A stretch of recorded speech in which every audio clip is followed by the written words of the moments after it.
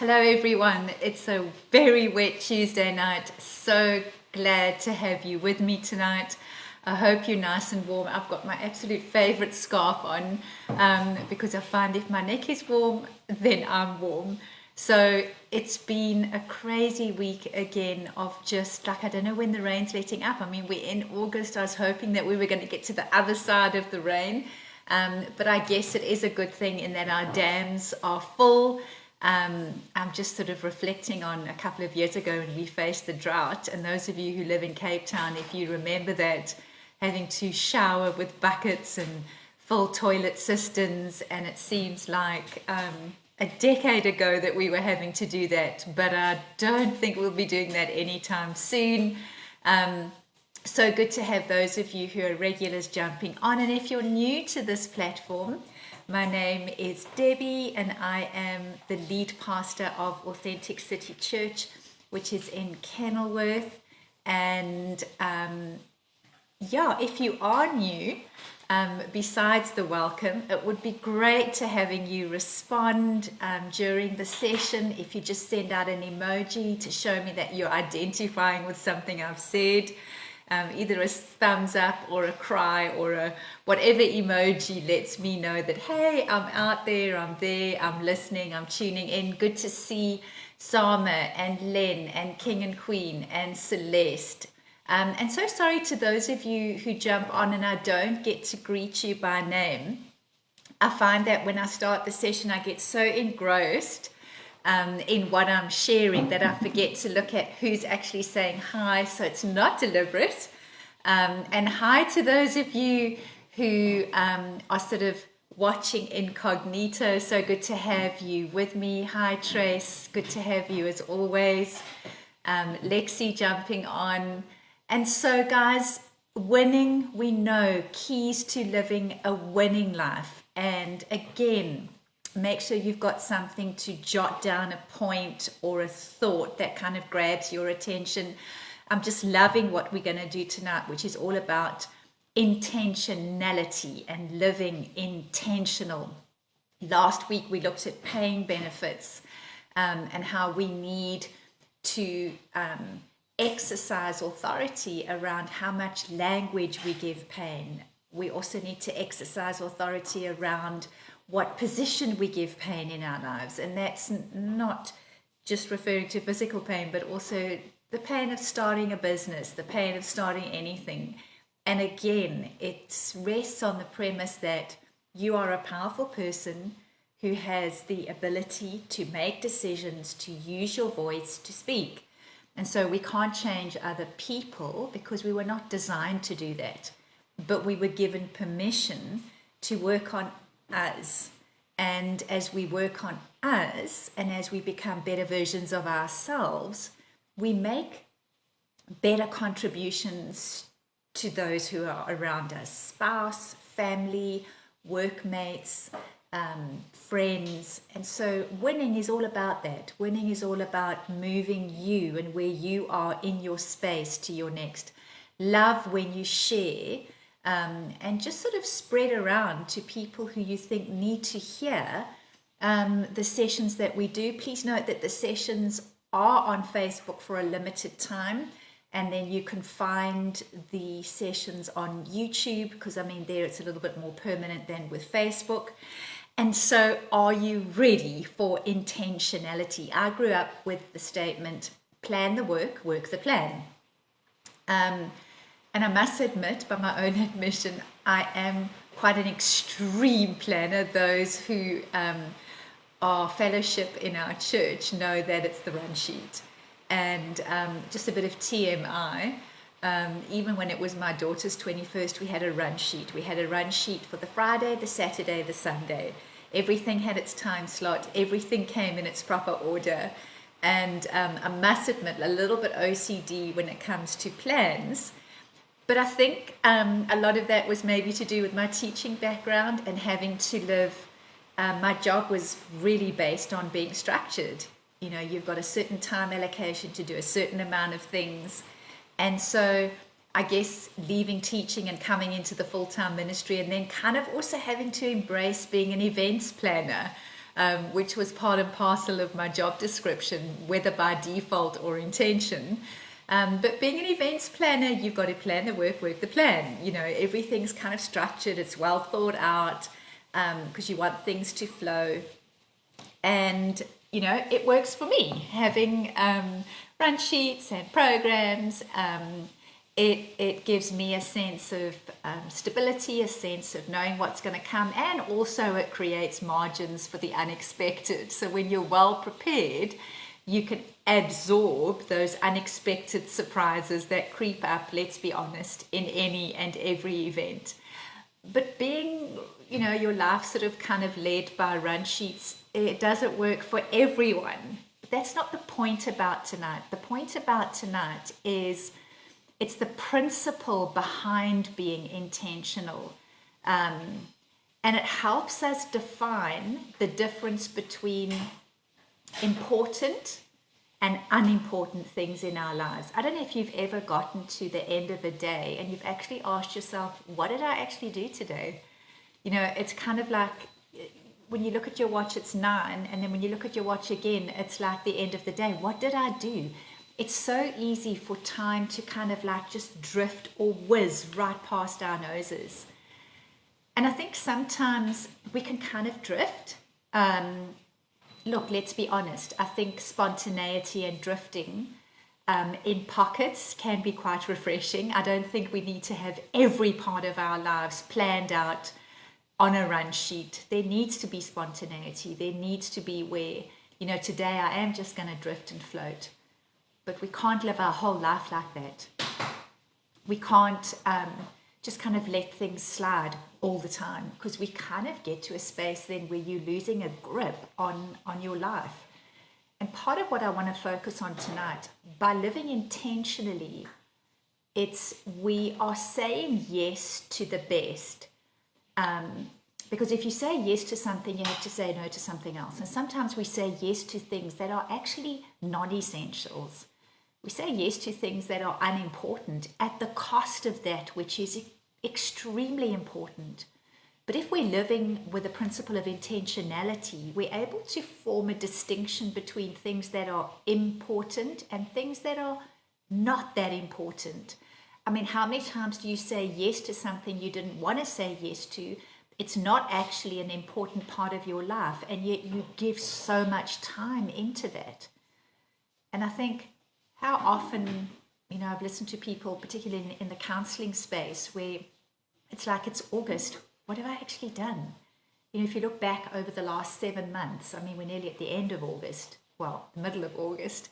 It's like, what have I actually accomplished? What have I done? Am I fulfilling my destiny? Am I living my purpose? Or am I kind of just going through the motions, tick tock, you know, time passes, one day kind of flows into the next day with no real distinction in terms of living on purpose. And the only person we have to blame for that is us, because where we focus and what we focus on and what we determine as being non-negotiable regarding its importance, and things that are negotiable because they're not that important, determining those distinctions, it's up to us. And that comes into play in our lives, but also in our walk with the Lord, our spiritual life. If you look at the definition of intentionality, it means I'm steadfast, I'm focused, and I'm firm. So there's a very definite focus when it comes to being intentional. But I think the intentionality I'm speaking about is not rigid. You know, there needs to be spaces for spontaneity. We need to be able to get to a place where, you know what, this plan isn't working, so I'm going to change to something that is. And so tonight, I want to touch on 2 principles that are actually cousins. You've got intentionality as cousin 1, and cousin 2 is prioritization, because the 2 work hand in hand. So intentionality is being firm, being steadfast, being focused. Prioritization is knowing the order of importance of things and people in our lives. And I'm going to be speaking from a biblical perspective regarding prioritization. And for us, it's God first, then it's spouse, then it's children, then it's family, then it's church, and then it's work. So when we get those priorities jumbled, for example, work first, family second, God third, it's not part of God's plan. And when the prioritization has been scrambled, the wheels start coming off. Frustration creeps in. A sense of, I'm just on the treadmill of life. I'm just going through the grind of life. Whereas intentionality, when it works in tandem with prioritization, I know where I'm going. I'm living my purpose, and I'm putting and keeping what is important in its proper space, which is the space called 26 Importance Avenue. And so, things change. And I think that's why our intentionality needs to be flexible. But flexible intentionality says that even though life is crazy and we need to adjust some of our planning based on our prioritization list, some things need to remain non-negotiables. For example, quality time spent with your spouse. That needs to be a non-negotiable. That's not something that you can negotiate when life's craziness moves in. Oh, well, I'll just bump that time to after work, or we won't do it this week, we'll catch up next week. When you're living intentional and you know what your non-negotiables are, it's easier to stay on course. But if you have no non-negotiables, and if you're living your life, by the seat of your pants as it comes, you kind of miss that sense of building. You miss that sense of, I'm growing something here. I'm growing relationships. I'm growing me. I'm moving forward with intentionality. Because if you think about it, God's given us the responsibility of growing us. No one's going to grow us for us. We need to do that. And I think so often we can lose focus in the busyness of life. And it's so easy to happen, isn't it? I think so often work can dominate. It's like the more you do, the more you take on, and the more you negotiate, moving non-negotiables into the space of, well, let's make the non-negotiable negotiable, like time with your children, time with your partner, number one, time with God. That's when things start losing that smooth fluidity of momentum, and things start hitting wobbles. If you were in church on Sunday, when I spoke about fasten the top button first, get your priority right, God first in all things. And that helps with alignment, that helps with flow of your life. When weakness kicks in, intentional choices become the way we keep what really matters from disappearing into a sea of everything else.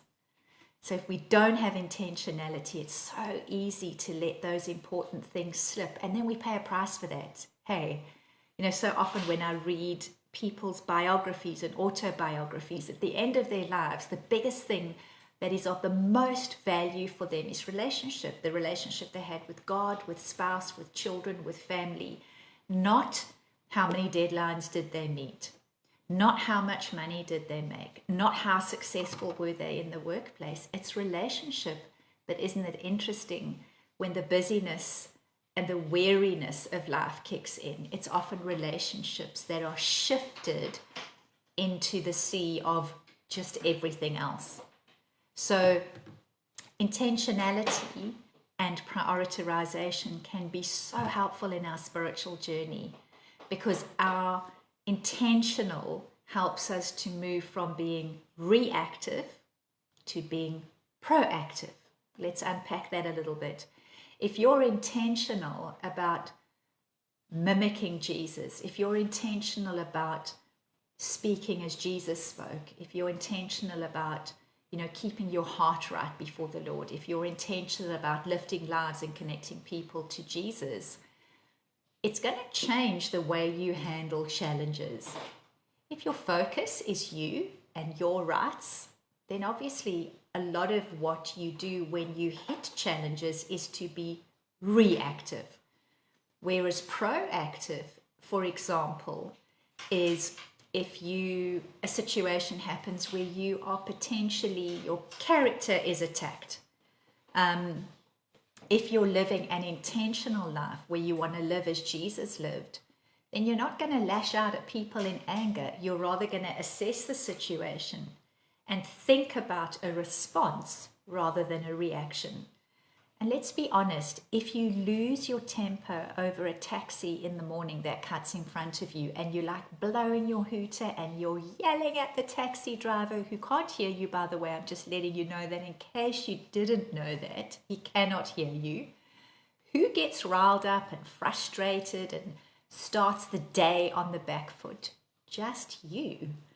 So live intentionally. It's like, make very solid decisions about how much emotional airtime and how much investment you're prepared to place in things. Because often we put a lot of emotional investment into things that are really not important. And when we invest in things like getting irritated at bad driving, we are actually jeopardizing the flow of the rest of our day. But when we live intentionally, I want to be like Jesus, exercising self-control, exercising patience, then we find we kind of process better. So another thing to look at is when there is a grievance or something is said to you or done to you, instead of reacting with the person or to the person, rather ask yourself the question, what is this situation exposing in my heart that needs to be addressed? You know, when we're bumped, what leaks out? When we're bumped, what do we say? And that's often indicative of what our heart condition is. So when you're living intentionally, it's like, I'm not going to invest huge amounts of emotion in something that's going to yield minimal returns.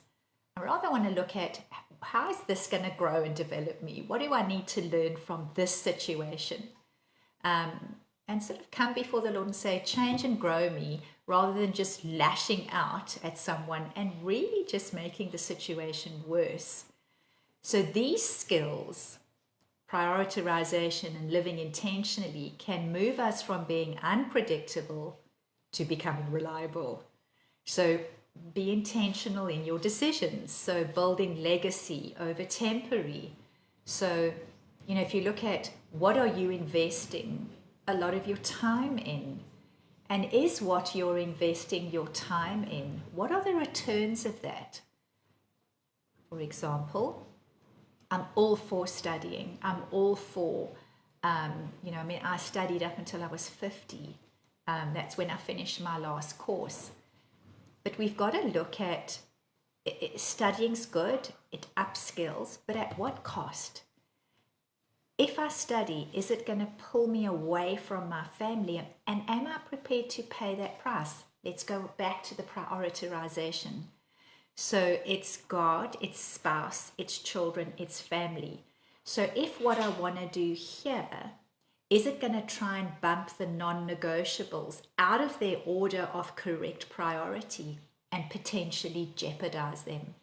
When we live intentionally, we think carefully about our decisions. We don't just make decisions and then regret them later. So being intentional about people we listen to, be intentional about whose lives you're investing in, be intentional about the places you go to, the places you don't go to. You know, by living this, you're derailing the power of reactive living, which kind of just throws us off course. So intentionality prevents, for example, life from hijacking your prayer life. If you are intentional about prioritizing pray first in your life, then you know what needs to come second. So if you're intentional about pray first, then I pray first thing in the morning. And that has to come first, even if I've got to get up extra early because I need to hit the road because I've got an early morning meeting. If you're intentional and living a prioritized life, then you don't just chuck your prayer life because you got an early morning meeting. You know, it's living very intentionally. And so intentionality will also improve and move your confessions from being casual to being careful. So, for example, plant your words. Don't just speak without a filter. Think about what you say. Is what I'm going to say, even if it's in a conflict situation, is what I'm going to say mimicking Jesus? Is it mimicking grace? Is it mimicking unconditional forgiveness? Is it lifting a life?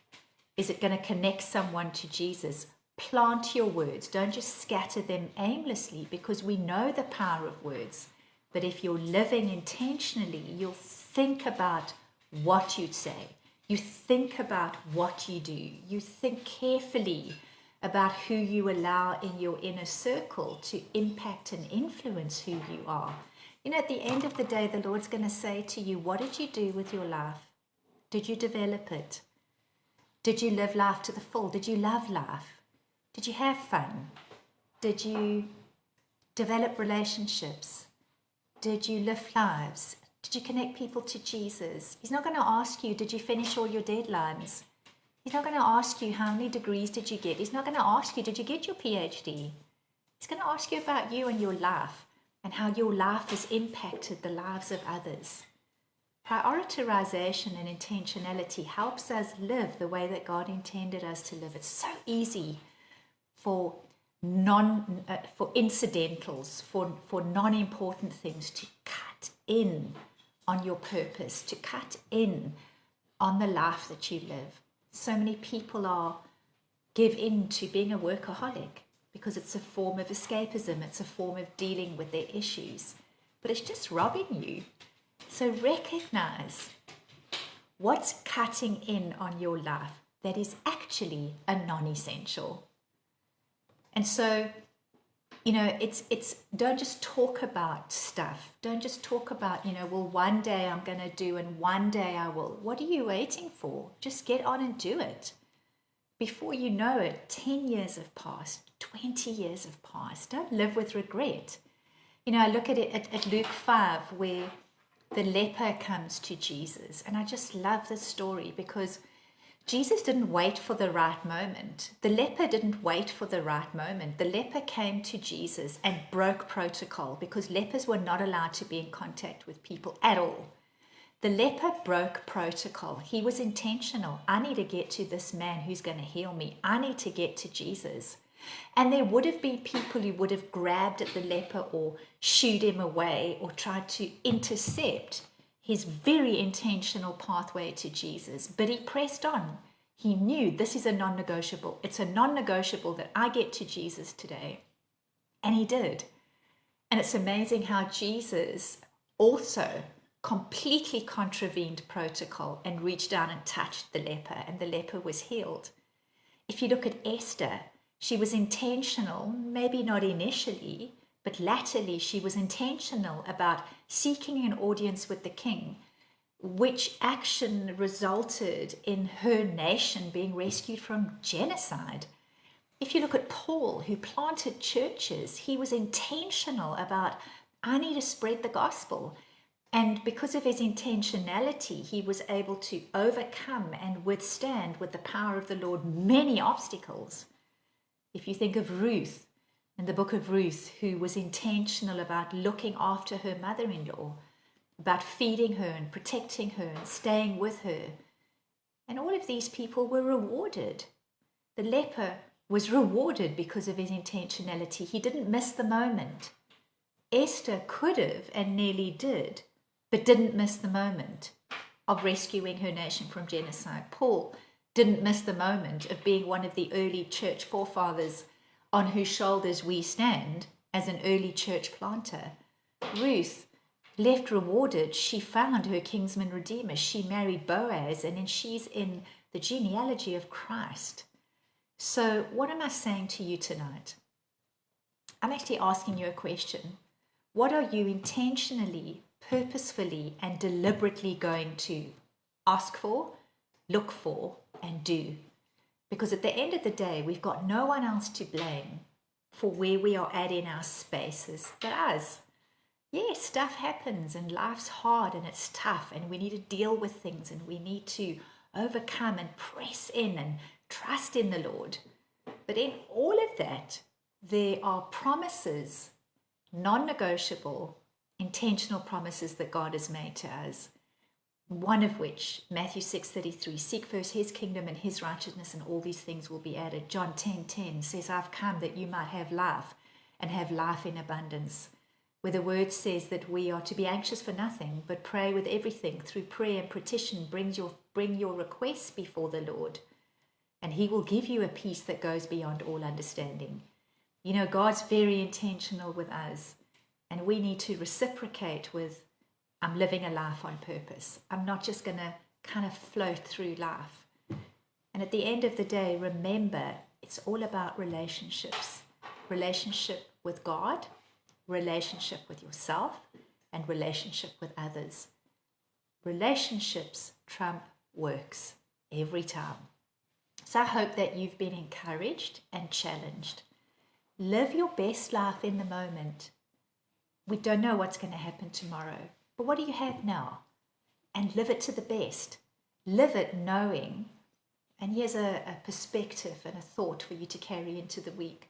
What would you do this week that if you knew you were going to be successful at it, you would do it? Now, if you think about it, God says that we are seated with him in heavenly places. God says that we are more than overcomers. So win. What's the title of what we do every Tuesday? Winning. You were designed to be a winner, so win. Even in the stuff you're facing, live to win. But that doesn't happen by accident. It happens by living intentionally. It happens by having those priorities, having your non-negotiables in life, and not sacrificing the important for the non-essentials. So live this week encouraged, inspired, maybe challenged. Maybe there's stuff you need to snip out of being top priority in your life and shifting them down the ladder of priority to their proper place so that the right things can get up top where they belong. So be encouraged. God bless. Can't wait to see you next week. Have fun this week. Do something that's fun. Love life. Can't wait to see you next time. Bye, everyone.